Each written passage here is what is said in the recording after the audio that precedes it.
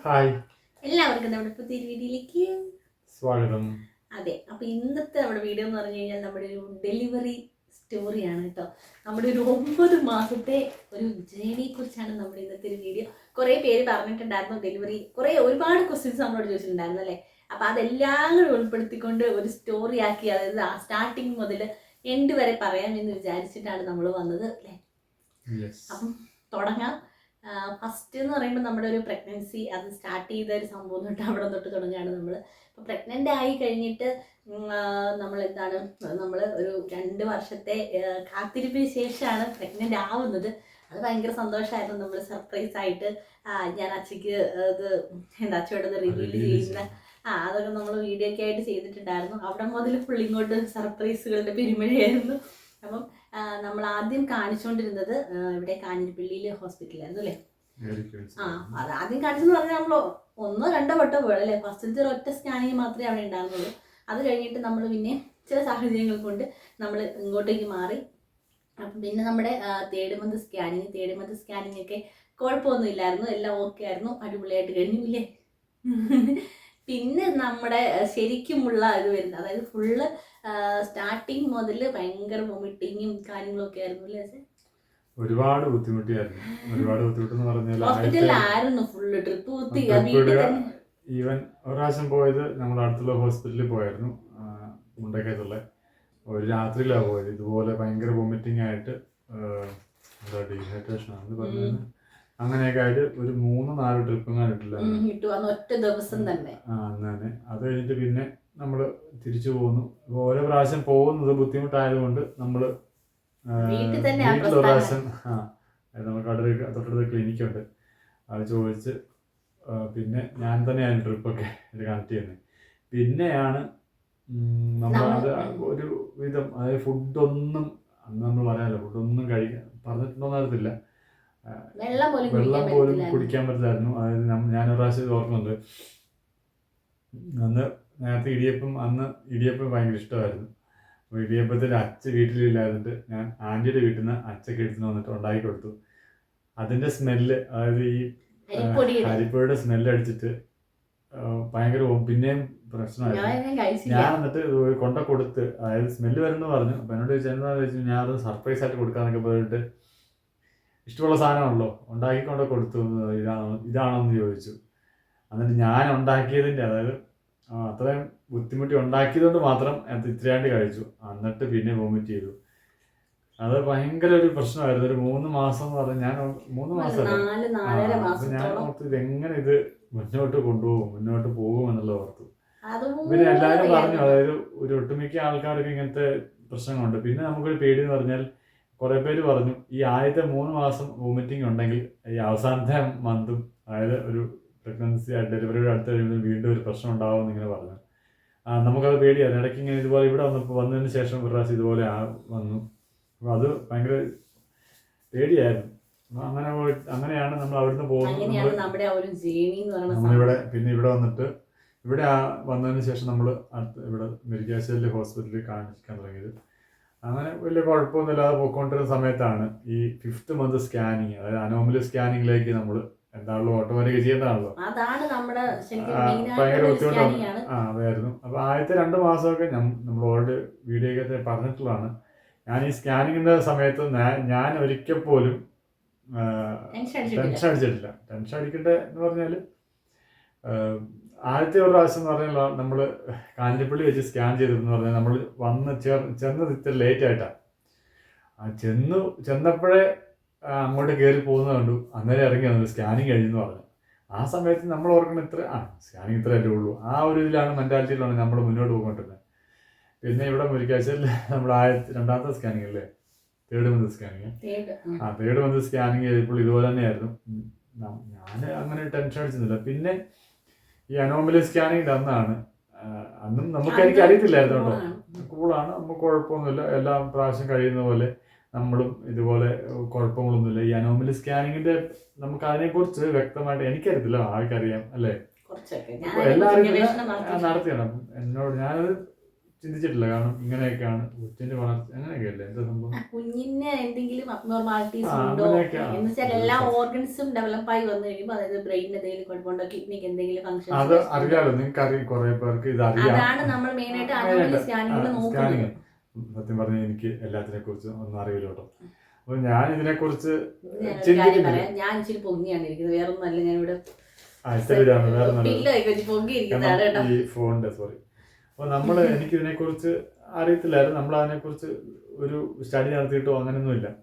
അപ്പം നമ്മൾ നോർമലി നടക്കുന്നത് പോലെ സ്കാനിങ് നടന്ന് പോകുന്ന ഓർത്തിട്ട് നമ്മൾ ഇരുന്നപ്പോഴാണ് കട്ടപ്പന വെച്ച് നമ്മൾ സ്കാൻ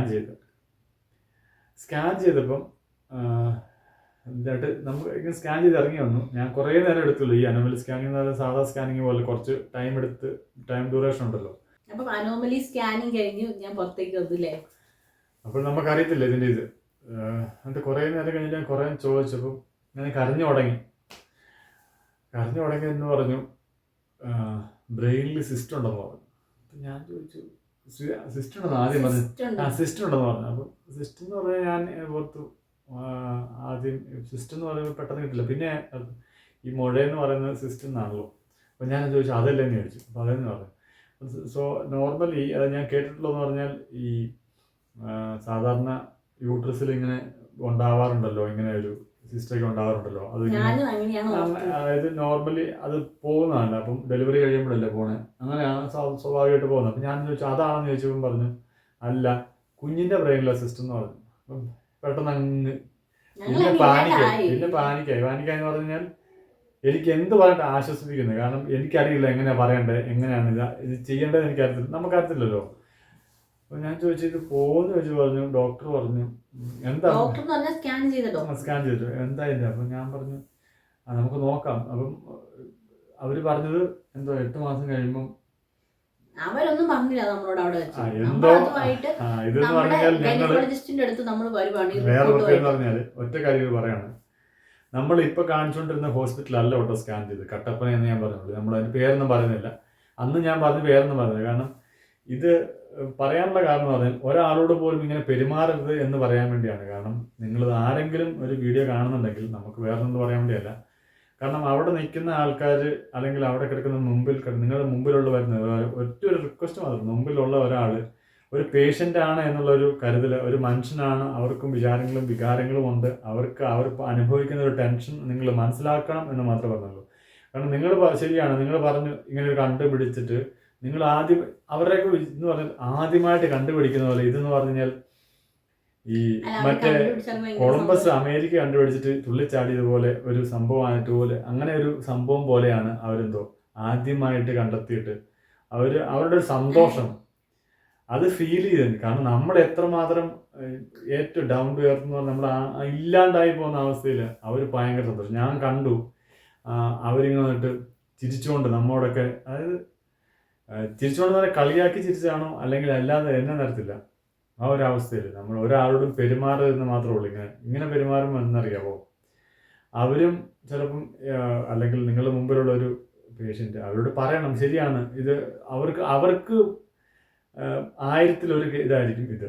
പക്ഷെ നമുക്ക് നമ്മുടെ എന്ന് പറയുമ്പോൾ നമുക്ക് ഭയങ്കര ഇതാണ്. അപ്പം അവരെല്ലാ ദിവസവും കാണുന്നതായിരിക്കും ഇങ്ങനെയൊക്കെ, അല്ലെങ്കിൽ അവർക്ക് ഇതൊന്നും ഇവരുമായിട്ട് യൂസ്ഡ് ആയതുകൊണ്ട് കുഴപ്പമില്ലായിരിക്കും അവരിങ്ങനെ പറയുന്നുണ്ട്. മുമ്പിലിരിക്കുന്ന ഒരു വ്യക്തിയോട് നിങ്ങൾ പറയേണ്ടത്, അതായത് അവര് പറഞ്ഞു കുറെ നാൾ കൂടി ഒരു സിസ്റ്റ് കണ്ടു എന്നാണ് പറഞ്ഞത്. കാരണം നിങ്ങൾക്ക് മനസ്സിലായല്ലോ ഇത്ര നേരം നമ്മള് കുറെ നാൾ കൂടി ഒരു സിസ്റ്റ് കണ്ടു എന്നുള്ള ഇതിൽ അവരെ പരസ്പരം സംസാരിച്ചത്. അപ്പോഴത്തേക്കും നമ്മൾ തകർന്ന് തരിപ്പണമായിട്ടിരിക്കുകയാണ്. അപ്പൊ അവരോട് കണ്ടത് ശരിയാണ്, കണ്ടു പറഞ്ഞു. പക്ഷെ അവരോട് അതൊക്കെ പറയേണ്ട രീതിയിൽ, അല്ലെങ്കിൽ നിങ്ങൾ അങ്ങ് ഓപ്പണായിട്ട് പറഞ്ഞു, അല്ലെങ്കിൽ എന്നെ വിളിച്ചിട്ട് പറയാം ഹസ്ബൻഡിനോടോ കൂടെ ഉണ്ടോ നിങ്ങൾക്ക് ഒന്ന് സംസാരിക്കണമെന്ന് പറഞ്ഞിട്ട് അങ്ങനെയൊക്കെ ഒന്ന് ചെയ്യാൻ പറ്റുമെങ്കിൽ ചെയ്യുക, അതേ ഉള്ളൂ. ഓക്കെ, അത് പറഞ്ഞതേ ഉള്ളൂ. അപ്പൊ നമ്മളിത് കഴിഞ്ഞിറങ്ങി നമ്മൾ ഒരുപാട്, അതായത് സ്കാൻ ചെയ്തിട്ട് നമുക്ക് പിന്നെ കുറച്ച്, അതായത് ഇടയ്ക്ക് ഇങ്ങനെ വെളിയിലിറങ്ങുമ്പോഴല്ലേ കുറച്ച് സാധനങ്ങളൊക്കെ മേടിക്കാൻ പറ്റുള്ളൂ. അപ്പോൾ അങ്ങനെ നമ്മൾ അത് മേടിക്കണം, ഇത് മേടിക്കണം, ഇവൻ പറഞ്ഞു ഐസ്ക്രീം കഴിക്കണം എന്നൊക്കെ പറഞ്ഞ് ഇങ്ങനെ ഇറങ്ങി വരും. ഫുഡ് മേടിക്കണം. അതായത് സാധാരണ ആ സമയത്ത് ഫ്രൈഡ് റൈസും ഗോബി മഞ്ചൂരിയനൊക്കെ ഒരു ഭയങ്കര, ഇപ്പോഴും അത് എപ്പോഴും അത്, അതായത് ബാംഗ്ലൂർ ഉണ്ട സമയത്തോട്ട് കഴിക്കുന്ന ഒരു സംഭവമാണ് ഫുഡ്. അപ്പോൾ പിന്നെ അത് ഇടയ്ക്കിടയ്ക്ക് വേണമെന്ന് പറയാറുണ്ട്. അപ്പം മേടിച്ച് നമുക്ക് ഞാൻ ഇടയ്ക്ക് പറഞ്ഞാൽ അധികം കഴിക്കണ്ട എന്നൊക്കെ പറഞ്ഞു. എങ്കിലും നമ്മൾ ചോദിക്കുമ്പോൾ ഞാൻ മേടിച്ചു കൊടുത്തിട്ടുണ്ട് കേട്ടോ, വേറെ. അപ്പം ആ സമയം കഴിക്കണമെന്നൊക്കെ പറഞ്ഞു. ഇത് അറിഞ്ഞതിന് ശേഷം നമ്മൾ അതേപടി ഒരു വെള്ളം പോലും കുടിക്കാതെ നമ്മൾ റൂമിൽ പോയിട്ട് എന്താ പറഞ്ഞതെന്ന് പറഞ്ഞാൽ നമ്മളന്ന് വൈകിട്ട്, അതായത് ആ സമയത്ത് 4 മണിക്കൊക്കെ ചായ കുടിച്ച് എന്തെങ്കിലുമൊക്കെ കഴിക്കുന്നതാണ്, അതുപോലും കഴിച്ചില്ല. അപ്പോൾ നമ്മൾ അങ്ങനെ ഓർക്കുക എന്ത് സത്യം പറഞ്ഞാൽ മുന്നോട്ട് എന്താണ് എന്നുള്ളത് നമുക്കറിയില്ലല്ലോ. അത് കഴിഞ്ഞ് നമ്മൾ ഇങ്ങനെ ഇരുന്നപ്പോഴാണ് നമുക്ക് 2 ദിവസം കഴിഞ്ഞിട്ടായിരുന്നു ഡോക്ടറുടെ അടുത്ത്. പിന്നെ അന്ന് തന്നെ പിറ്റേ ദിവസം രാവിലെ നമ്മൾ റിപ്പോർട്ടുമായിട്ട് വന്നു ഹോസ്പിറ്റലിൽ ചെന്നു. ഇവിടെ വന്നപ്പോൾ തന്നെ പറഞ്ഞത്, അതിൻ്റെ അകത്ത് എഴുതിയേക്കെന്ന് പറഞ്ഞാൽ അത് നോർമലി ഉള്ള ഒരു സംഭവം തന്നെയാണ് ഈ സിസ്റ്റം എന്ന് പറഞ്ഞത്. നോർമലി എന്ന് പറഞ്ഞാൽ എല്ലാവർക്കും അല്ല, കുറേ പേർക്കൊക്കെ വരാൻ സാധ്യതയുള്ള ഒരു കാര്യമാണ് ഈ സിസ്റ്റം എന്ന് പറഞ്ഞത്. അത് വെച്ചിട്ട് അതിൻ്റെ ബൈലാട്രൽ എന്ന് പറഞ്ഞിട്ട് ഡോക്ടർ പറഞ്ഞു, ഇവിടുത്തെ ഡോക്ടർ പറഞ്ഞു, അങ്ങനെ ആദ്യമായിട്ട് കാണുന്നത് നിങ്ങൾ ഒരു കാര്യം ചെയ്യുക, ഞാൻ കെയർ മൈൻഡ് ചെയ്യാറേ ഇല്ല, അങ്ങനെ വിട്ട് കളയും, അത് ഓട്ടോമാറ്റിക്കായിട്ട് ഇങ്ങനെ ഗ്രോത്ത് ആകുന്നതനുസരിച്ച് അത് ഓട്ടോമാറ്റിക്കായിട്ട് അത് മാറിപ്പോകുന്നതാണ് പറഞ്ഞത്. ഞങ്ങളിത് അങ്ങനെ പറഞ്ഞിട്ട് ഡോക്ടർ പറഞ്ഞു ബൈലാട്രൽ ആയതുകൊണ്ട് നിങ്ങൾ ഒരു കാര്യം ചെയ്യുക, ഒരു സെക്കൻഡ് ഒപ്പീനിയൻ എടുക്കുന്നതനുസരിച്ച് നിങ്ങൾ വേറെ എവിടെയെങ്കിലും ഉണ്ട്, അതായത് ഈ ഫീറ്റൽ മെഡിസിനുമായിട്ടുള്ള ഉള്ള ആരുമായിട്ട് നിങ്ങൾ ഇത് കൺസൾട്ട് ചെയ്യാൻ പറഞ്ഞു. ഡോക്ടർ പറഞ്ഞു ഈ എറണാകുളത്തുണ്ട്, പിന്നെ നമുക്ക് വടവാതൂർ ഇങ്ങനൊരു ഇതിനെ കേട്ടിട്ടുണ്ട്, എനിക്കറിയത്തില്ല ഡീറ്റെയിൽസ് മുഴുവൻ അറിയത്തില്ല. കുറേ പേരൊക്കെ നമ്മളിങ്ങനെയൊക്കെ പ്രശ്നങ്ങൾ വരുമ്പോൾ ഞങ്ങളിത് ചെയ്യാറുണ്ട്, അപ്പോൾ അവിടെയൊക്കെ വന്നിട്ട് നമുക്ക് അവിടുന്ന് റിപ്പോർട്ടുമായിട്ട് വരുന്നത് പറഞ്ഞു. അപ്പോൾ ഞങ്ങളങ്ങനെ നെറ്റ് സെർച്ച് ചെയ്തപ്പോഴാണ് ഇങ്ങനെ കണ്ടത് ഈ ഫീറ്റൽ ലോഞ്ച് എന്ന് പറഞ്ഞ് ഇത് വടവാതൂർ. അപ്പം നമുക്ക് ഏറ്റവും എളുപ്പമുള്ളതും നമുക്ക് എറണാകുളം പോകുന്നതിന് നമ്മൾ എറണാകുളത്ത് വിളിച്ച് ചോദിച്ചായിരുന്നു. അപ്പോൾ ഡോക്ടർ പറഞ്ഞത് അവർ എന്തോ നമുക്ക് തന്ന ഒരു ഇത് ബുക്കിംഗ് എടുത്തത് നമുക്ക് ഒരു കുറച്ച് ദിവസം മുന്നോട്ടായിരുന്നു. ഡേറ്റ് താമസിച്ചിട്ട് 7-ാം തീയതി 9-ാം തീയതി ആയിരുന്നു തോന്നുന്നു ആ സമയത്ത് കേട്ടോ. മെയ് 7-ാം തീയതി മെയ് 9-ാം തീയതി കിട്ടും. അപ്പം നമുക്ക് എന്ന് പറഞ്ഞാൽ എത്രയും പെട്ടെന്ന് ഇതിൻ്റെ ഒരു കാര്യം നമുക്ക് ഒരു പ്രശ്നമില്ലെന്ന് അറിയാൻ വേണ്ടി നമ്മളൊക്കെ കോട്ടയത്ത് പോയി. ഇവിടുന്ന് അന്ന് ഇവിടെയായിരുന്നു, നമ്മൾ ചേട്ടായി ഉണ്ടായിരുന്നു, ചേട്ടായും കൂട്ടി പോയി. അവിടെ ചെന്നതിന് ശേഷം ഇതൊരു നമുക്ക് സ്കാനിങ്ങിന് ബുക്ക് ചെയ്തിട്ട് കയറി ചെന്ന് കഴിഞ്ഞതിനും എടുക്കേണ്ടി പോയി. കുറേ നേരം കഴിഞ്ഞിട്ടാണ് ചേട്ടായി ഉണ്ടായിരുന്നു. ഇത് കുറച്ച് കഴിയുമ്പോഴത്തേനും സ്കാനിങ് കഴിഞ്ഞു. ആരെ കൂർത്തി വന്നേക്കെന്ന് ചോദിച്ചു. അപ്പം ഞാൻ ചെന്നപ്പോഴത്തേനും പറഞ്ഞു, ഞാനിങ്ങനെ എഴുന്നേറ്റു. ചേട്ടാ അവിടെ തന്നെ ഇരിക്കും കേട്ടോ. കൂടെ വിളിച്ച സിസ്റ്റർ ചോദിച്ചു കൂടെ വന്നതാണെന്ന് ചോദിച്ചു. അപ്പോൾ ചേട്ടായോട് വരാൻ പറഞ്ഞു. അപ്പം രണ്ടുപേരും ഞങ്ങളിവിടെ കയറി ചെന്നിട്ട് ഞാനൊന്ന് നോക്കിയപ്പം ഇങ്ങനെ കിടക്കുക. ഞാൻ മുഖത്തോട്ട് നോക്കിയതിനും വീണ്ടും കരച്ചില്ല. നമുക്കറിയത്തില്ലല്ലോ ഈ സന്തോഷമാണോ സങ്കടമാണോ എന്നൊന്നും അറിയത്തില്ല. അത് ആ സമയത്ത് ഉണ്ടായിരുന്നൊരു അവസ്ഥ എന്ന് പറഞ്ഞാൽ ഭയങ്കര ഇതായിട്ടായിരുന്നു. അതിനുശേഷം നമ്മൾ ഡോക്ടർ പറഞ്ഞു ഇങ്ങനെ സ്ക്രീനിൽ കാണിച്ചു തരിക ഈ കുഞ്ഞിൻ്റെ പൊസിഷന്, അല്ല ഈ ബാക്ക് സ്പൈനൽ ഒക്കെ കാണിച്ചു തരുന്നു. കാല് 3D സ്കാനിങ്, കുഞ്ഞിതാ, കാലിതാണ്. ഞാനിത് ശ്രദ്ധിക്കുന്നേ ഇല്ല, കാരണം എനിക്ക് ആ ഒരു മൈൻഡ് സത്യം പറഞ്ഞാൽ കാണിച്ച് ചേട്ടായി നല്ലപോലെ കണ്ടെന്ന് പറഞ്ഞു. അങ്ങനെയാണ് ഇങ്ങനെയാണ് കുഞ്ഞ് കാല് കണ്ടു കൈ കണ്ടെന്നൊക്കെ. എനിക്കത് ആ മോണിറ്ററിലോട്ട് നോക്കാൻ പോലും പറ്റത്തില്ല. ഞാൻ ഇടയ്ക്ക് വാഴ നോക്കും, ഡോക്ടറിന്റെ മുഖത്തോട്ട് നോക്കും, സംസാരിക്കുന്നത് പോലും ഞാൻ കേൾക്കണില്ല. ഡോക്ടറോട് ഞാൻ ചോദിച്ചു, പിന്നെ ചോദിക്കുന്നത് ഇങ്ങനെയാണെങ്കിലും ചോദിച്ചു. ഡോക്ടർ സിസ്റ്റന്റെ കാര്യമല്ല. അപ്പോൾ പറഞ്ഞു ഉണ്ട്, അതൊരു കുഴപ്പമില്ല.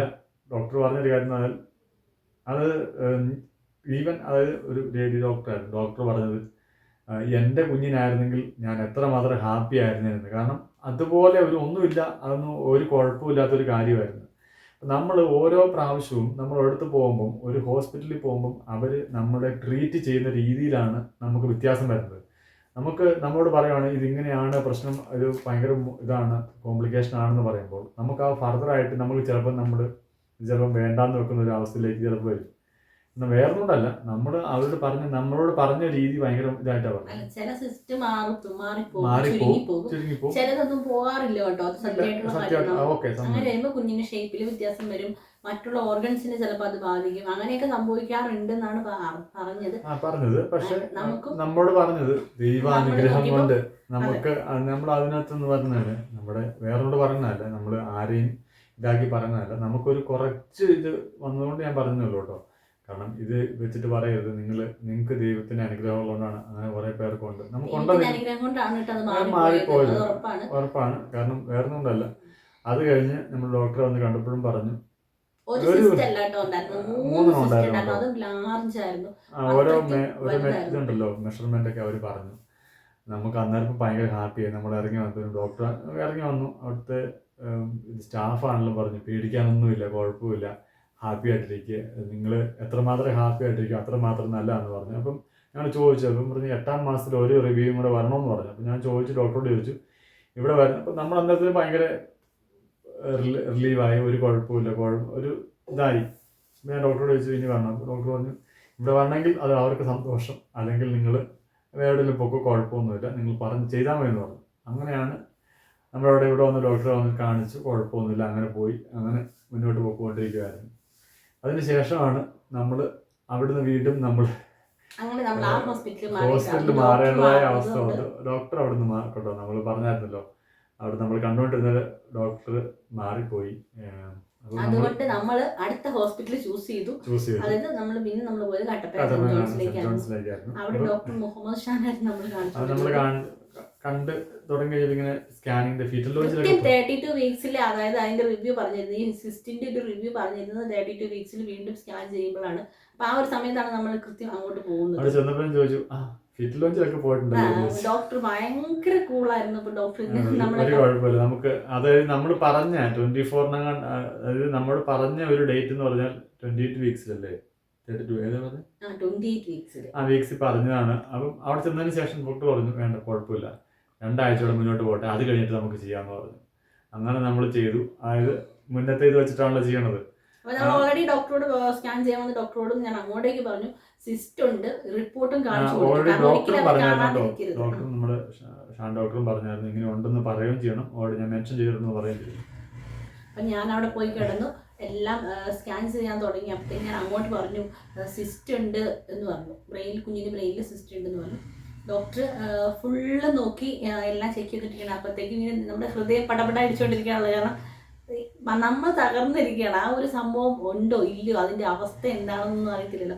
അപ്പൊ ഇങ്ങനെ ചെയ്ത് കഴിഞ്ഞിട്ട് ലാസ്റ്റ് ഡോക്ടറിനോട് പറഞ്ഞു പൊക്കോളാൻ പറഞ്ഞു കഴിഞ്ഞു.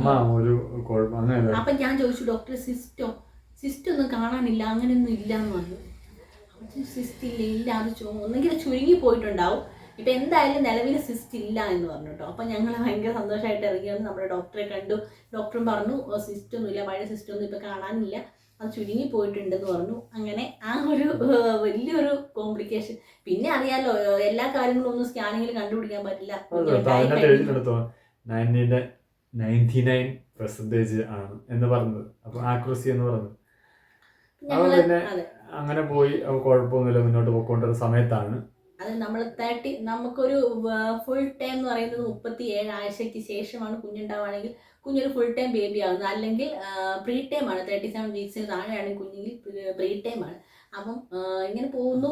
നമ്മളൊരു 34 വീക്സും പ്ലസ് 4 ഡേയ്സ് ഒക്കെ ആയി കഴിഞ്ഞപ്പോഴത്തേക്ക് എനിക്ക് ഭയങ്കര പെയിൻ വന്നു. പെയിൻ എന്ന് പറഞ്ഞു കഴിഞ്ഞാൽ നമുക്ക് തിരിച്ചറിയാൻ അറിയത്തില്ല, ഫസ്റ്റത്തെ അല്ലേ, ഇത് ഡെലിവറി പെയിൻ ആണോ വേറെ എന്തെങ്കിലും പെയിൻ ആണോ. ഒരു പ്രാവശ്യം ഞാനിങ്ങനെ പുറത്ത് പോയിട്ട് വന്നപ്പോഴാണ് അങ്ങനെ പറഞ്ഞു പെയിൻ ഉണ്ടെന്ന് പറഞ്ഞു. ഞാനത് സ്വാഭാവികമായിട്ട് ഇടയ്ക്കിടയ്ക്ക് ഇങ്ങനെ പെയിൻ സ്വാഭാവികം എന്ന് പറഞ്ഞിട്ട് ഇടയ്ക്ക് അവിടെ വേദനയുണ്ട് ഇവിടെ വേദനയുണ്ടെന്നൊക്കെ പറയും. അപ്പം അതങ്ങ് കുറച്ച് നേരം ചോദിക്കും പോയെന്ന് പറയും. നമ്മൾ ചോദിക്കുന്ന അടുത്ത രോഗം ഇതാണ്, കുഞ്ഞനങ്ങുന്നുണ്ടോ. അതാണ് അതിൻ്റെ ഒരു അടുത്ത ഞാൻ ചോദിക്കുന്ന ചോദ്യം. കുഞ്ഞനങ്ങുന്നുണ്ടോന്നാണ്. അപ്പം അങ്ങനെ അനങ്ങുന്നെന്ന് പറയുമ്പം ഓക്കെ, നമ്മൾ ഇതാണ് കുപ്പി അടിക്കാനൊന്നും ഇല്ല, നമ്മൾ ചെയ്യുന്ന കേട്ടോ. അത് കഴിഞ്ഞിട്ടാണ് പെയിനിങ്ങനെ ഇടയ്ക്ക് ഇങ്ങനെ വന്ന് കൂടിക്കൊണ്ടിരിക്കുകയെന്ന് പറയുമ്പോൾ ഞാൻ പറഞ്ഞു ഡോക്ടർ പോകാമെന്ന് പറഞ്ഞു.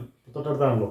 നമ്മളത് ചെന്ന് കഴിഞ്ഞപ്പോഴാണ് പെയിൻ ഉണ്ടെന്ന് പറഞ്ഞു. ഈവൻ നമ്മൾ ഉച്ച കഴിഞ്ഞ് പോകാമെന്നാണ് വിചാരിച്ചത്. അന്നേരം തന്നെ 12:30 ആയപ്പോഴത്തേനും, കാരണം 1 മണി വരെ ഉള്ളൂ വെച്ചോണ്ടിരിക്കണം, പോകാമെന്ന് പറഞ്ഞു. പോകാൻ ചെന്നപ്പോഴത്തേനും പിന്നെ അവിടെ ചെന്നപ്പോഴത്തേനും വീണ്ടും പെയിൻ കൂടി. കാരണം സ്വാഭാവികമായിട്ട് ഒരുപാട് പേരുണ്ടായിരുന്നു. എന്നിട്ട് നമ്മൾ കയറി, അതായത് നമ്മളെ ചീട്ടൊന്നും പറഞ്ഞു, ചീട്ട് നമ്പറാണെന്ന് ഒന്നും നോക്കാതെ കാണിച്ചു. അപ്പം ഡോക്ടർ പറഞ്ഞു ഇത് ഡെലിവറി പെയിൻ തന്നെയാണ് എന്ന് പറഞ്ഞു. അപ്പം അന്നാണ് നമ്മൾ ലേബർ റൂമിലേക്ക് മാറ്റി വേണ്ടി വന്നൊരു വീഡിയോ ഇട്ടില്ലായിരുന്നു. ആ സമയത്ത് ഡെലിവറി പെയിൻ തന്നെയായിരുന്നു. ഡോക്ടർ അതിന് പറഞ്ഞു കുറച്ചു നേരം ഒബ്സർവേഷൻ പക്ഷെ ഡോക്ടർ അപ്പൊ 34 വീക്സും ഡേയ്സും ഒക്കെ ആയിട്ടുള്ളൂ. അപ്പൊ ഡോക്ടർ പറഞ്ഞു ഡെലിവറി സമയം ആയിട്ടില്ല, അതുകൊണ്ട് തന്നെ സമയം അപ്പൊ ആ സമയത്ത് കുഞ്ഞുണ്ടാവുകയാണെങ്കിൽ കുഞ്ഞിനെ NICU കൊണ്ട് വെക്കണം. കുഞ്ഞിന് ലങ്സ് ഒന്നും കംപ്ലീറ്റ് ആയിട്ട് ഇതായിട്ടുണ്ടാവില്ല. അപ്പൊ പിന്നെ കുഞ്ഞിന് ബ്രീത്ത് എടുക്കാനൊക്കെ പ്രോബ്ലം ആകും. ഭയങ്കര പ്രശ്നം തന്നെയാണ്. ഇമ്മ്യൂണിറ്റി പവർ ഒക്കെ കുറയും. അങ്ങനെ ഒരു എല്ലാം ചെയ്യുന്നവരുണ്ട് കേട്ടോ. ഇങ്ങനെയൊക്കെ നടക്കുന്നതുകൊണ്ട്. പക്ഷെ നമ്മളോട് പറഞ്ഞ കാര്യമാണ്, വേറെ ഒന്നുമല്ല. ഇങ്ങനെയൊക്കെ നടക്കുന്നുണ്ട്, ഇല്ല ഇഷ്ടംപോലെ ഉണ്ട് കേട്ടോ. ഇവൻ അവിടെ നടന്ന കാര്യം നമ്മളോട് പറഞ്ഞിട്ടുണ്ട്. ഈവൻ നമ്മുടെ വീടിൻ്റെ അടുത്ത് ഈയിടെ മമ്മി വിളിച്ചപ്പോൾ പറഞ്ഞപ്പോഴും പറഞ്ഞത് ഇങ്ങനെ 7 മന്തിൽ നടന്നിട്ട് NICU വെച്ച് ഇങ്ങനെ ഇതാണ്. അങ്ങനെ നടക്കുന്നില്ലെന്നല്ല പറഞ്ഞത്. പക്ഷെ ഡോക്ടർ പറഞ്ഞു, ഡോക്ടർക്കൊരു കോൺഫിഡൻസ് ഉണ്ടായിരുന്നു, കുഴപ്പമില്ല, ഇത് മുന്നോട്ട് പോകാം. അതായത് ഇപ്പോൾ ഒരു ഡെലിവറി മുന്നോട്ട് കൊണ്ടുപോകാന്നുള്ളത്, ഇപ്പോൾ ഇതിൻ്റെ പെയിൻ കുറച്ച് കുഴപ്പമില്ലാതെ വരിക എന്നുള്ളത്. കാരണം അത് അങ്ങനെയാണ് 24 hours അവർ ഒബ്സർവേഷൻ എന്ന് പറഞ്ഞാൽ ഒരു ഇഞ്ചക്ഷൻ തന്നത്. അതായത് 24 hours പെയിൻ കുറയാനും പെയിൻ വരാതിരിക്കാൻ വേണ്ടിയുള്ളത്. നമ്മൾ ആദ്യം തന്നെ നമുക്ക് ഇങ്ങനെ പെയിൻ ഉണ്ടെന്ന് പറഞ്ഞപ്പോഴത്തേനും ഡോക്ടർ ഒരു കുറച്ച് ടാബ്ലറ്റ് എഴുതി തന്നായിരുന്നു കേട്ടോ. അത് കഴിഞ്ഞിട്ട് അങ്ങനെ കഴിച്ചുകൊണ്ടിരുന്ന സമയത്തായിരുന്നു ഇതിങ്ങനെ വന്നത്. അങ്ങനെ കഴിച്ച്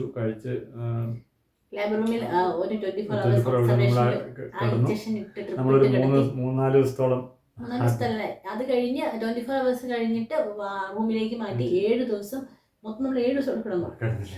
7 ദിവസം ടാബ്ലറ്റും കണ്ടിന്യൂസ് അവര് ഭയങ്കര കൺട്രാക്ഷൻ ആയിരുന്നു കേട്ടോ. അന്നേരം ഭയങ്കരമായിട്ട് വയലറ്റ് ആയിട്ടാവുന്നുണ്ട്. അതായത് കുഞ്ഞ് വരാൻ എത്രത്തോളം ഇതാവുന്നു മാക്സിമം ഇതായിരുന്നു, സ്ട്രോങ് ആയിട്ടുള്ള കൺട്രാക്ഷൻ ആയിരുന്നു. അതുപോലെ തന്നെ പെയിൻ വരുന്നുണ്ട്. അപ്പം നമുക്ക് അവിടെ ആണെങ്കിൽ കണ്ടിന്യൂസ് ആയിട്ട് മോണിറ്റർ ചെയ്തുകൊണ്ടിരിക്കാം, എപ്പോഴും കുഞ്ഞിന്റെ ഹാർട്ട് ബീറ്റ് നോക്കാം, കൺട്രാക്ഷൻ നോക്കാം എന്നുള്ളത് കൊണ്ട് നമ്മളെ അവിടെ ഡോക്ടർ അഡ്മിറ്റ് ആക്കി. നമുക്കും അത് തന്നെയായിരുന്നു, കുഴപ്പമില്ല. കാരണം രാത്രിയിലൊക്കെ പെയിൻ വന്നു കഴിഞ്ഞാൽ നമുക്ക് അറിയത്തില്ലല്ലോ ഇതിൻ്റെ ഇത്. പിന്നെ ഡോക്ടർ പിന്നെ പറഞ്ഞൊരു കാര്യം എന്ന് പറഞ്ഞാൽ, നിങ്ങൾക്ക് മൂവ്മെന്റ് മാത്രമേ ചിലപ്പോൾ അറിയത്തുള്ളൂ. കാരണം ബാക്കിയുള്ള കാര്യങ്ങൾ നിങ്ങൾക്ക് അറിയത്തില്ല. ഹാർട്ട് ബീറ്റൊക്കെ ചിലപ്പം പൊസിഷനൊക്കെ മാറിക്കഴിയുമ്പോൾ അതിൻ്റെ അനക്കം അറിയാൻ പറ്റത്തില്ലാത്ത അവസ്ഥ വരുന്നത്. ആദ്യമൊക്കെ കുഴപ്പമില്ലായിരുന്നു, പിന്നെ നമുക്ക് ആ ഇതൊക്കെ കഴിഞ്ഞ ശേഷം കുറച്ച് കുറവായിട്ട് നമുക്ക് ഫീൽ ചെയ്യുന്നില്ലായിരുന്നു. ഡോക്ടർ അങ്ങനെ ഇങ്ങനെ അവിടെ അഡ്മിറ്റ് ആക്കി കുറച്ച് കഴിഞ്ഞപ്പോഴാണ് ഡോക്ടർ പറഞ്ഞത്, ഒരു കാര്യം ചെയ്യും, വീട്ടിലൊക്കെ പോയി വീടൊക്കെ നേരിട്ട് വന്നു. അതിൻ്റെ ഇടയിൽ അതായത് ഒരു 4 ദിവസം കിടന്നു കഴിഞ്ഞപ്പോഴത്തേക്ക് എനിക്ക് ഫുള്ള് ചൊറിച്ചിൽ തുടങ്ങി. ദേഹം കംപ്ലീറ്റ് എനിക്ക് ചൊറിച്ചിൽ.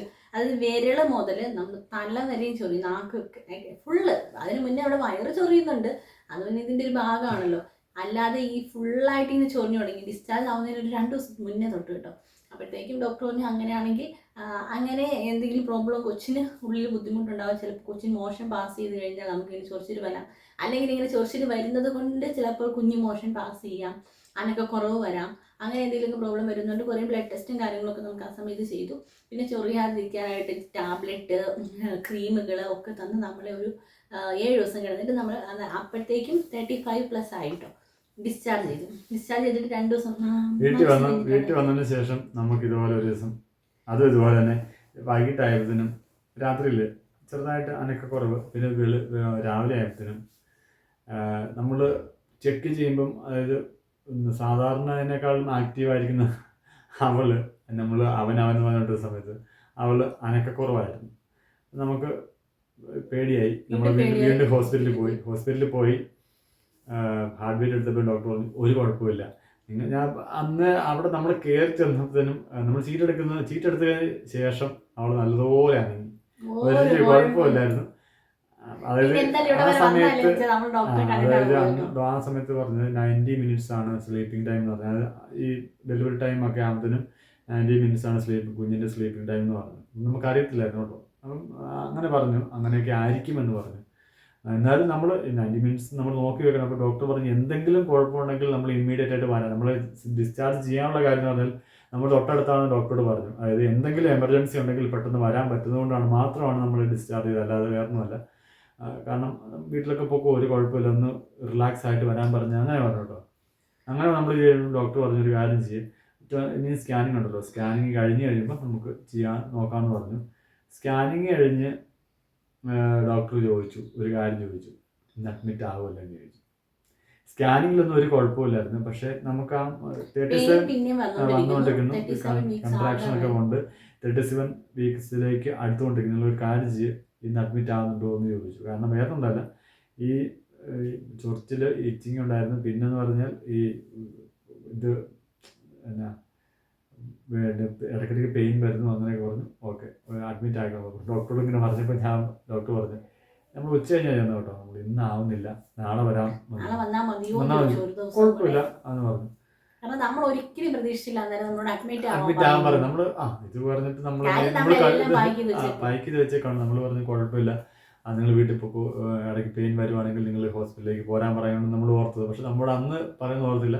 നമ്മൾ ഓർത്തതും ഇത് നോർമൽ ഡെലിവറി ആണ് എന്നുള്ള ഇതിലേക്കാണ് നമ്മൾ വേണ്ടത്. നമ്മൾ ഇടയ്ക്കിടയ്ക്ക് എക്സസൈസ് ഒക്കെ നമ്മൾ ചെയ്യുന്നത് കണ്ടില്ലേ. അപ്പം നമുക്കൊരു ഭയങ്കര ആഗ്രഹമാണ്. നമ്മുടെ ഒരു എല്ലാവരുടെയും മനുഷ്യന്റെ ആഗ്രഹിക്കുന്ന ഈ ഭയങ്കര പെയിൻ ആണെന്നൊക്കെ പറയുമ്പോൾ നമുക്കൊരു ആഗ്രഹം. രണ്ടിനും പെയിനുണ്ട് ഇല്ലെന്നല്ല പറയുന്നത്. അത് ഇടയ്ക്കിടയ്ക്ക് പറയും, ഓർക്കുന്ന പോലെയല്ല. ഈവൻ അതായത് ഈ സിസേറിയനാണ് കുറച്ചുകൂടെ പെയിൻ കുറവ് എന്ന് പറയുന്നത്. കാരണം അങ്ങനെ ഇടയ്ക്ക് പറയാറുണ്ട്. ഓർത്ത് കുഴപ്പമില്ല. ഡോക്ടർ എന്നിട്ട് പിറ്റേ ദിവസം നമ്മൾ അഡ്മിറ്റായി 2 ദിവസം ഇങ്ങനെ 3 ദിവസം പോയതിനും അന്നല്ലേ ഡോക്ടർ PV ചെയ്യാന്ന് പറഞ്ഞു. ഡോക്ടർ 2 ദിവസം കൊണ്ട് നോക്കിയിട്ട് നമുക്ക് PV ചെയ്യാന്ന് പറഞ്ഞു. അങ്ങനെ 2ാമത്തെ ദിവസം എത്തി ഡോക്ടർ PV ചെയ്യാൻ ചെയ്തു കഴിഞ്ഞിട്ട് ഭാവിയുടെ കുറെ കാര്യങ്ങൾ പറഞ്ഞു. ചെയ്ത് കഴിഞ്ഞിട്ട് ഡോക്ടർ പറഞ്ഞു എന്താണ് നമ്മുടെ ആ കുഞ്ഞിറങ്ങി വരുന്ന ഭാഗത്തൊരു ബോൺ ഉണ്ട്. അങ്ങനെ മെഡിക്കൽ ടൈമിൽ എന്തോ ഒരു ഇത് പറയുമ്പോൾ എനിക്ക് അറിയത്തില്ല. അപ്പം എനിക്ക് പറയുന്നില്ല. അപ്പോൾ അവിടെ ഒരു ബോൺ ഉണ്ട്. ആ ബോൺ അവിടെ ഇരിക്കുന്നത് കൊണ്ട് എല്ലാവർക്കും ഉണ്ട്, പക്ഷെ എനിക്കത് കുറച്ചും കൂടി ഇതായിട്ട് നിൽക്കുന്നതോടെ സ്പേസ് വളരെ കുറവാണ്. അതുകൊണ്ട് കുഞ്ഞ് ഇറങ്ങി വന്നാൽ അവിടെ സ്റ്റക്ക് ആവാനായിട്ടുള്ള സാധ്യത ഉണ്ടെന്ന് പറഞ്ഞു. അങ്ങനെ വന്നു കഴിഞ്ഞാൽ നമുക്ക് സിസേറിയൻ ചെയ്ത്, അത് നോർമൽ ഡെലിവറി കിട്ടും. സിസേറിയൻ ചെയ്ത് കുഞ്ഞിനെ പുറത്തെടുക്കാന്ന് വെച്ചാൽ അതും നടക്കില്ല. കുഞ്ഞിറങ്ങി കുറേ പോന്നു കഴിഞ്ഞല്ലോ. പിന്നെ നമുക്ക് ചെയ്യാൻ പറ്റുക എങ്ങനെയെങ്കിലും നോർമൽ ഡെലിവറി കൂടെ തന്നെ കുഞ്ഞിനെ പുറത്തെടുക്കാനേ പറ്റും. വലിച്ചെടുക്കുമ്പോഴത്തേനും ഇവിടുത്തെ ഈ ഷോൾഡറിനൊക്കെ പ്രശ്നം വരും എന്ന് പറഞ്ഞു. നോർമലി ഹെഡ് ഇറങ്ങിപ്പോലും കുഴപ്പമില്ല, പിന്നെ ഇത് ഭയങ്കര പ്രശ്നമാണ് എന്ന് പറഞ്ഞു ഡോക്ടറോട്. അത് 100% അങ്ങനെ വരുമെന്നല്ല, സാധ്യതയാണ് പറഞ്ഞത്. കാരണം അതായത് നമുക്ക് ഒരിക്കലൊന്നും പറയാൻ പറ്റത്തില്ലല്ലോ. അങ്ങനെ സംഭവിച്ചു പോയി കഴിഞ്ഞിട്ട് നമുക്ക് അതിനെക്കുറിച്ച് പിന്നെ നമ്മൾ ദുഃഖിച്ചിട്ടുണ്ട് കാര്യമില്ല. അപ്പം ഇതിങ്ങനെ പറഞ്ഞ് സംസാരിച്ചിട്ട് എൻ്റെ അടുത്ത് എന്നെ വിളിച്ച് ഡോക്ടർ ചോദിച്ചു കാര്യങ്ങൾ മൊത്തം തന്നെ ഇതുപോലെ തന്നെ എന്നോട് പറഞ്ഞു വിശദീകരിച്ചു. പറഞ്ഞ് എക്സ്പ്ലെയിൻ ചെയ്ത് കഴിഞ്ഞിട്ട് ഡോക്ടറിനോട് ചോദിച്ചു എന്താ എന്ന് ചോദിച്ചു. ഞാൻ ചോദിച്ചു ഡോക്ടറോട് ചോദിച്ചു, ഡോക്ടർ അങ്ങനെ സിസേറിയനാണെങ്കിൽ എപ്പോൾ ചെയ്യാൻ പറ്റുമെന്ന് ചോദിച്ചു. ഡോക്ടർ പറഞ്ഞു നമുക്ക് നാളെ ചെയ്തേക്കാന്ന് പറഞ്ഞു. 5-ാം തീയതി ഒരു ഇതുണ്ട് പറഞ്ഞല്ലേ. അങ്ങനെ പറഞ്ഞു ഡോക്ടർ. അങ്ങനെ ഞാൻ പറഞ്ഞു അങ്ങനെയൊക്കെ ചോദിച്ചോളൂ. അങ്ങനെ കുറെ മാറ്റാമല്ലോ. ഡോക്ടറോട് ഞാൻ പറഞ്ഞു ഇത് നമ്മളിത് 8 ദിവസം അല്ല 9 ദിവസം അല്ല ആ ദിവസം മതി എന്ന് പറഞ്ഞു കഴിഞ്ഞാൽ കുഴപ്പമില്ല, ഡോക്ടറിന് അങ്ങനെ വെച്ച് ചെയ്യാം. ഒരുപാട് ദിവസം ഒരുപാട് ദിവസമല്ല, ഒരു കുറച്ച് ദിവസത്തിനോട് വേണേൽ ഡിലേ ചെയ്യാം എന്ന് ചെയ്യാമല്ലോ, കുഴപ്പമില്ലാതെ പോകുമല്ലോ സിസേറിയൻ പറയുവാണെങ്കിൽ. ഡോക്ടർ ഞാൻ പറഞ്ഞു കുഴപ്പമില്ല, ഇത് ഡിസ്കസ് ചെയ്യണമെന്ന് ചോദിച്ചാൽ ആരെങ്കിലും. ഞാൻ പറഞ്ഞു നിങ്ങൾ ഡിസ്കസ് ചെയ്യുക, നിങ്ങൾക്ക് പറയാൻ പറ്റുമെങ്കിൽ ഡിസ്കസ് ചെയ്തിട്ട് പറഞ്ഞാൽ മതി, വൈകിട്ട് തന്നെ പറഞ്ഞാൽ പറഞ്ഞു. പിന്നെ എന്നിട്ട് ലേബർ റൂമിൽ നിന്ന് ഇതെല്ലാം കഴിഞ്ഞിട്ട് ഇറങ്ങി വന്നു. എന്നോട് ചോദിച്ച കാര്യങ്ങൾ ഞാൻ സംസാരിച്ചു. അവിടെ നിന്ന് തന്നെ, അതായത് ലേബർ റൂമിൻ്റെ ഫ്രണ്ട് വെച്ച് തന്നെ ഞങ്ങൾ പറഞ്ഞു നമുക്ക് ഓക്കെ എന്ന് പറഞ്ഞു. നമുക്ക് പിന്നെ ഒന്നും ചെയ്യാനില്ലല്ലോ, കാരണം നമ്മൾ പറഞ്ഞതിന് ശേഷം നമുക്കൊന്നും ഇതില്ല. പിന്നെ നമ്മൾ പറഞ്ഞാൽ ഇത് ഒരുപാട് നേരം വെച്ചുകൊണ്ടിരിക്കേണ്ട കാര്യമില്ല, ഒരുപാട് പ്രശ്നങ്ങൾ പിന്നെ ഉണ്ട്. ഇത് പെയിനുണ്ട്, പിന്നെ നമുക്ക് ഓക്കെ ഡോക്ടർ ചെയ്യാമെന്ന് ഡോക്ടർ പറഞ്ഞിട്ടുണ്ട്. പിന്നെ അതിൻ്റെ അകത്ത് ഒരുപാട് നീട്ടി വെക്കേണ്ട കാര്യമില്ല, ഓക്കെ പറഞ്ഞു. അപ്പോഴേ ഡോക്ടർ ചോദിച്ചു ഇത്ര സമയം എടുത്തുള്ളൂ നിങ്ങൾക്ക് കാര്യം ഡിസ്കസ് ചെയ്യും. ഞാൻ പറഞ്ഞു ഓക്കെ കുഴപ്പമില്ല. അങ്ങനെയാണ് നമ്മൾ പറയുന്നു. ഓക്കെ അന്നേരം പറഞ്ഞു ഇങ്ങനെ നമ്മൾ ഇങ്ങനെ ഇതാണ് ഓപ്പറേഷൻ സിസറിന് നടക്കുള്ളൂ ഡോക്ടർ പറഞ്ഞു. ഇങ്ങനെ കാര്യങ്ങളെല്ലാം പറഞ്ഞു കേട്ടോ. അന്ന് തന്നെ തിങ്കളാഴ്ച പറഞ്ഞ് ചൊവ്വാഴ്ച നമ്മൾ ഇത് സിസറിന് ഫിക്സ് ചെയ്തു. ഓക്കെ എല്ലാ കാര്യങ്ങളും ചോദിച്ചു അങ്ങനെ പറഞ്ഞ് അന്നേരം വിളിച്ച് പറഞ്ഞപ്പോഴും ചേട്ടായി മമ്മി ഇവിടുന്ന് മമ്മി ചേച്ചി അവര് പിന്നെ ആൻറ്റിയും വന്നു. അപ്പോഴത്തേക്ക് നമ്മൾ ഓൾറെഡി പ്രിപ്പറേഷൻസ് ഒക്കെ അവർ തുടങ്ങി, നമ്മളോട് കൺസെന്റ് കാര്യങ്ങളും എല്ലാം സൈൻ ചെയ്ത് വാങ്ങിച്ചു. അങ്ങനെ പിന്നെ മമ്മി അവിടെ നിന്ന് കഴിഞ്ഞിട്ട് രാത്രി ആയപ്പോഴത്തേക്കും എല്ലാവരും തിരിച്ചു വന്നു. ഇന്ന് ഞാനും അച്ഛയും മമ്മിയും ആദ്യം കൂടെ ഉണ്ടായിരുന്നു കേട്ടോ. ഞങ്ങൾ ഇത്രയും പേരായി. എല്ലാം കഴിഞ്ഞപ്പോൾ അവർ പറഞ്ഞു നാളെ രാവിലെ 4 ആകുമ്പോഴത്തേക്കും അവർ വന്നിട്ട് എനിമ വെക്കും. എനിമ വെച്ച് കഴിഞ്ഞിട്ട് ബാക്കിയുള്ള കാര്യങ്ങൾ നിങ്ങൾക്ക് കുറെ പേർക്ക് അറിയാമല്ലോ. അങ്ങനെ കുളി അങ്ങനത്തെ കാര്യങ്ങളൊക്കെ കഴിഞ്ഞു. 9:30 ആയപ്പോഴാണ് ഞാൻ ഡോക്ടറോട് ചോദിച്ചു ടൈം ചോദിച്ചു. പറഞ്ഞു ഡോക്ടറാണോ പറഞ്ഞത് അതോ ഡോക്ടറാണ് പറഞ്ഞത് 9. വൈകുന്നേരം വന്നപ്പം ആ 10 മണി 9:30ക്കാണ് കേസ് പറഞ്ഞിരിക്കുന്നത്. 9 മണിയൊക്കെ ആകുമ്പോഴത്തേക്ക് ഷിഫ്റ്റ് ചെയ്യും. ആ. കുഞ്ഞിന്റെ ഡോക്ടറും കൂടി നമ്മളിങ്ങനെ വരാറുണ്ട്. ഈ അതെന്ന് പറഞ്ഞാൽ ഇങ്ങനെ കാര്യം പറഞ്ഞു കഴിഞ്ഞാൽ പിന്നെ ഭയങ്കര ഇതാണല്ലോ, ഒരുപാട് സമയം ഇങ്ങനെ നോക്കിയിരിക്കുക എന്നുള്ളത്, എങ്ങനെയല്ലേ എത്തിച്ചേരുക എന്നുള്ളത്. 9 മണി അപ്പോൾ ഷിഫ്റ്റ് ചെയ്ത് അവിടെ ചെന്ന് ഷിഫ്റ്റ് ചെയ്ത് കുറേ നേരം ഓടി വേറൊരു ഇതിവിടെ ഉണ്ടായിരുന്നു കേട്ടോ. അന്ന് തന്നെ വേറെ സിസ്റ്ററിനും ഉണ്ടായിരുന്നു. അപ്പോൾ അത് നേരത്തെ കഴിഞ്ഞായിരുന്നു, നമുക്കറിയില്ലായിരുന്നു. നമ്മളിങ്ങനെ വെയിറ്റ് ചെയ്ത് കുറച്ച് കഴിഞ്ഞപ്പോഴത്തേനും അത് ഒരു 10-15 മിനിറ്റ് എടുത്ത് കാണും അല്ലേ. അതിൻ്റെ ഇടയിൽ സിസേറിയന് ഷിഫ്റ്റ് ചെയ്തു അവര് അനസ്തേഷ്യ ഡോക്ടർ വന്നു, ഇങ്ങനെയൊക്കെ കാര്യങ്ങളൊക്കെ സംസാരിച്ചു. തലേ ദിവസം ഡോക്ടർ വന്നിട്ട് സംസാരിച്ചു കേട്ടോ. അപ്പൊ ഇങ്ങനെയൊക്കെയാണ്, 2 തരത്തിലുണ്ട് എന്നൊക്കെ പറഞ്ഞിട്ട് എല്ലാം സംസാരിച്ചു. അപ്പോൾ ലേബർ റൂമിൽ ഓപ്പറേഷൻ തിയേറ്ററിൽ ചെന്ന് കഴിഞ്ഞിട്ട് ഡോക്ടർ ഉണ്ട്, നമ്മുടെ ഗൈനക്കോളജിസ്റ്റ് ഉണ്ട്, കുഞ്ഞിൻ്റെ ഡോക്ടറുണ്ട്, ഈ അനസ്തേഷ്യ ഡോക്ടറുണ്ട്. അപ്പോൾ ഡോക്ടർ ഇങ്ങനെ ചോദിച്ചു, ചൊറിച്ചിലിൻ്റെ കാര്യം ചോദിച്ചു കേട്ടോ. ചൊറിച്ചിൽ എങ്ങനെയുണ്ട്. അപ്പം അന്ന് ഈ ഷിഫ്റ്റ് ചെയ്യുന്നതിൻ്റെ, അതായത് ഓപ്പറേഷൻ്റെ തലേ ദിവസം തിങ്കളാഴ്ച എനിക്ക് ഭയങ്കരമായിട്ട് ദേഹം മുഴുവൻ ചൊറിച്ചിലായിരുന്നു കേട്ടോ. ഉറങ്ങിയിട്ടേ ഇല്ല. അപ്പം അനസ്തേഷ്യ ഡോക്ടർ ചോദിക്കുമ്പോൾ നമുക്കില്ലെന്ന് പറയാൻ പറ്റില്ല. അപ്പം ഞാൻ പറഞ്ഞു ഭയങ്കരമായിട്ട് ചൊറിച്ചിലായിരുന്നു, രാത്രി ഫുള്ളും ചൊറിച്ചിലായിരുന്നു പറഞ്ഞപ്പോഴത്തേക്ക് ഡോക്ടർ പറഞ്ഞു എങ്കിൽ അനസ്തേഷ്യ കൊടുക്കുമ്പോൾ ഒരു ഡോസ് കുറച്ച് കൊടുത്താൽ മതി എന്നുള്ളത് പറഞ്ഞു കേട്ടോ. ഇതിൻ്റെ പേരും പറഞ്ഞിട്ട് അത് കൊടുക്കണ്ട ചൊറിച്ചിലുള്ളത് കൊണ്ട് എന്ന് പറഞ്ഞു. അങ്ങനെ നമ്മുടെ പ്രൊസീജിയറൊക്കെ സ്റ്റാർട്ട് ചെയ്തു. നമുക്കറിയാമല്ലോ, സിസേറിയൻ ചെയ്തിട്ടുള്ളവർക്ക് അറിയാം, ഓരോ കാര്യങ്ങൾ അവർ ചെയ്യുന്നത് നമുക്ക് അറിയാൻ പറ്റും. പെയിൻ ഇല്ല എന്ന് മാത്രമേ ഉള്ളൂ. എല്ലാ കാര്യങ്ങളും നമ്മുടെ വയറിങ്ങനെ കീറുന്നത്, തൊട്ട് നോക്കുന്നത്, കുഞ്ഞിനെ ഇവിടുന്ന് തള്ളി താഴേക്ക് ക്ഷീണം നമുക്കറിയാം. കുഞ്ഞിപ്പോൾ വരും. കീറലെല്ലാം കഴിഞ്ഞ് കഴിഞ്ഞിട്ട് അനസ്തേഷ്യ തരുന്നു. അനസ്തേഷ്യക്കൊന്നും എനിക്ക് വലിയ വേദനയൊന്നും ഉണ്ടായിരുന്നില്ല കേട്ടോ. ഡോക്ടർ എന്നോട് പറയുകയും ചെയ്തു, കയ്യിൽ ക്യാനുല ഇടുന്നതിൻ്റെ ആ ഇതിടുമല്ലോ ഇഞ്ചക്ഷനൊക്കെ എടുക്കാനായിട്ട്, ആ ഒരു പെയിൻ പോലും ഇല്ല, പേടിക്കേണ്ടെന്ന് പറഞ്ഞു. അപ്പോൾ എനിക്കത് തോന്നിയതും ഇല്ല കേട്ടോ. അപ്പോൾ നമുക്കറിയാം കുഞ്ഞിനെ ഇങ്ങനെ പുഷ് ചെയ്ത് താഴേക്ക് കൊണ്ടിരുന്നു. കുഞ്ഞ് ഉണ്ടായി. കുഞ്ഞിന് ഇപ്പോൾ വരുമെന്ന് നമുക്കറിയാമല്ലോ. അപ്പോഴത്തേക്കും കറക്റ്റ് കുഞ്ഞിനെ ഇങ്ങനെ പൊക്കി എടുക്കുന്ന ആ ഒരു ഫീലൊക്കെ നമുക്കറിയാം. വേദന ഇല്ല. അപ്പം നമ്മളെ ഫുള്ള് മൂടി വെച്ചേക്കാണല്ലോ, നമുക്കൊന്നും കാണാൻ പറ്റുന്നില്ല. അപ്പോഴത്തേക്ക് പെട്ടെന്ന് പറഞ്ഞു കൺഗ്രാജുലേഷൻ ജെയിനി, പെൺകുഞ്ഞാണെന്ന് പറഞ്ഞിട്ടോ. എന്നിട്ട് അടിച്ചു. അപ്പോഴത്തേക്കും എനിക്ക് പാതി ഒരു ഇതാണ്, ഞാൻ അത്ര കോൺഷ്യസ് ഒന്നും അല്ല. അന്നത്തേക്കും കാണണമെന്ന് ചോദിച്ചു. ഞാൻ പറഞ്ഞു ഒന്ന് പറഞ്ഞു കാണണമെന്ന് പറഞ്ഞു. അപ്പോഴത്തേക്കും ഒരു മിന്നായം പോലെ ഞാനൊന്ന് കണ്ടതേ ഉള്ളൂ കേട്ടോ. അത് കഴിഞ്ഞു കുഞ്ഞിനെ കൊണ്ട് അവർ പോയി. ബാക്കി കാര്യങ്ങൾ ഇവിടെ പ്രൊസീജിയർ ചെയ്തുകൊണ്ടിരിക്കുകയാണ്. അപ്പോഴത്തേക്ക് സത്യം പറഞ്ഞാൽ എനിക്ക് പെയിൻ തുടങ്ങിയിട്ട്, എനിക്ക് ശരിക്കും പെയിൻ, എനിക്ക് അവർ ചെയ്യുന്നത് അറിയാനും പറ്റുന്നുണ്ട്. അതല്ലാണ്ട് അപ്പോൾ എല്ലാവരും വിചാരിക്കുമായിരിക്കും പെയിൻ അല്ല, അതെനിക്ക് ചുമ്മാ തോന്നുന്ന ഒരു സെൻസേഷൻ ആയിരിക്കും. ഒരിക്കലും അല്ല, നല്ല പെയിൻ എനിക്ക് വന്നു തുടങ്ങി, ഭയങ്കരമായിട്ട് പെയിൻ എടുക്കാൻ തുടങ്ങി. അപ്പോഴത്തേക്കും ഞാൻ പറഞ്ഞു എനിക്ക് വേദന എടുക്കുന്നു എന്ന് പറഞ്ഞു. സഹിക്കാൻ പറ്റാത്ത വേദന എന്ന് വെച്ചാൽ കീറി വെച്ചൊക്കെയല്ലേ, ഫുള്ള് ഇത് പോയി എന്നല്ല, പക്ഷേ എനിക്ക് നല്ലതായിട്ട് അറിയാൻ തുടങ്ങി വേദന. അപ്പോഴത്തേക്കും സാറ് വേറെ പറഞ്ഞു പെട്ടെന്ന് എന്തോ ഒരു ഇഞ്ചക്ഷൻ എടുത്തേക്കാൻ പറഞ്ഞു. ആ ഇഞ്ചക്ഷൻ എടുത്തു. അതോടെ എൻ്റെ ബോധമായി. പിന്നെ ഫുള്ള് കണ്ണിന് ഫുള്ള് ഇരുട്ടാണ്. എനിക്ക് ആരെയും മുഖമൊന്നും വ്യക്തമായിട്ട് കാണത്തില്ല, എല്ലാവരെയും ഒരു പുക മാത്രമേ ഉള്ളൂ കേട്ടോ. അപ്പോൾ അതായിരുന്നു ഓപ്പറേഷൻ തിയേറ്ററിലെ ഒരു എക്സ്പീരിയൻസ് എന്ന് പറഞ്ഞാൽ. അവിടുന്ന് ICUലേക്ക് എന്നെ ഷിഫ്റ്റ് ചെയ്തതോ ICUയിൽ ഞാൻ വന്നതോ ഒന്നും ഞാൻ അറിഞ്ഞിട്ടേ ഇല്ല. അവസാന ഭാഗത്ത് മാത്രം വെട്ടക്കുറവായിരിക്കും കേട്ടോ, കറണ്ട് പോയതാണ്. ഒരുപാട് നീണ്ടും പോയി. നമ്മൾ ഇങ്ങനെയൊക്കെ ആയിരുന്നു നമ്മുടെ. അതെ, കുഞ്ഞിനെ കൊണ്ട് പിന്നെ ഇവരെ കൊണ്ട് ഇത് കാണിച്ചു. അതൊക്കെ നിങ്ങൾ കണ്ടതല്ലേ, നിങ്ങൾ കാണാണല്ലോ. അങ്ങനെയാണ് നമ്മുടെ കുഞ്ഞി പെണ്ണ് ലാൻഡ് ചെയ്തു. ഒരു ഭയങ്കര സ്ട്രഗിള്, അതിൻ്റെ ഇടയിൽ ഒരുപാട് കോംപ്ലിക്കേഷൻസ്. ലാസ്റ്റ് ആയപ്പോഴത്തേക്കും പ്രീ ടൈം ആയിട്ടുള്ള ആളെ നമ്മൾ ഫുൾ ടൈം എത്തിച്ചു അല്ലേ.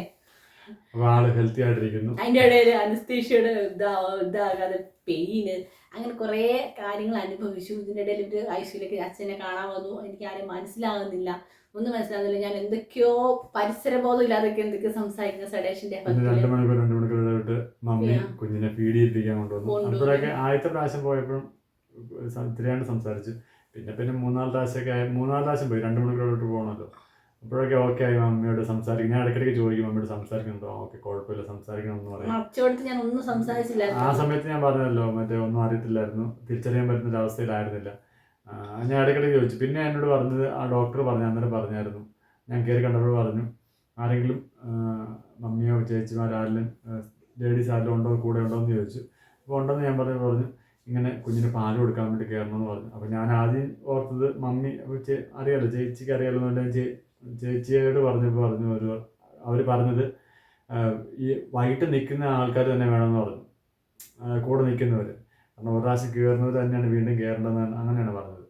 അങ്ങനെയാണ് മമ്മി ഒരു 2 മണിക്കൂർ ഇടവിട്ട് രാത്രിയിൽ, അതായത് ഫുൾ ടൈം അറിയാമല്ലോ, അങ്ങനെ ഇടയ്ക്കിടയ്ക്ക് കണ്ടുകൊണ്ടിരുന്നതും അല്ല കുഞ്ഞിന് പാല് കൊടുത്തുകൊണ്ടിരുന്നത്.